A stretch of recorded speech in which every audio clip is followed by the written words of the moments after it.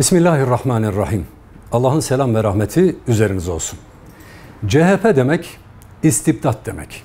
Tek parti döneminde camileri ahıra çeviren, ezanı ve Kur'an eğitimini yasaklayan CHP, siyasi tarihi boyunca hep milletimizin inancıyla ve manevi değerleriyle uğraştı.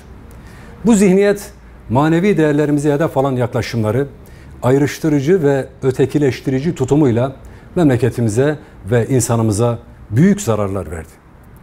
CHP tarihinin hiçbir döneminde darbelere ve muhtıralara karşı milletin yanında yer almadı. 12 Eylül 1980 darbecilerinin sivil iktidardan daha demokrat olduklarını savunan bu zihniyet 28 Şubat'ın da bizzat planlayıcısı ve tetikçisidir.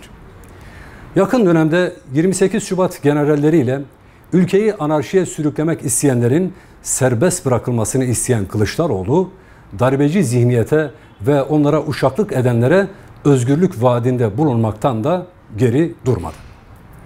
Kim darbe girişimi yaparsa o tankın önüne ilk ben çıkacağım diyen ancak 15 Temmuz darbe girişiminde havalimanından darbecilerin izniyle ayrılan Kılıçdaroğlu geceyi Bakırköy Belediye Başkanı'nın evinde televizyon karşısına geçirdi. 15 Temmuz darbe girişimini tiyatro ve kontrollü darbe olarak değerlendiren Kılıçdaroğlu, darbecilerle aynı söylemleri kullanmakta da bir beis görmedi. İşte CHP budur. CHP demek, halkın iradesini yok sayan darbecilik geleneğinin yeniden sahneye çıkması demektir.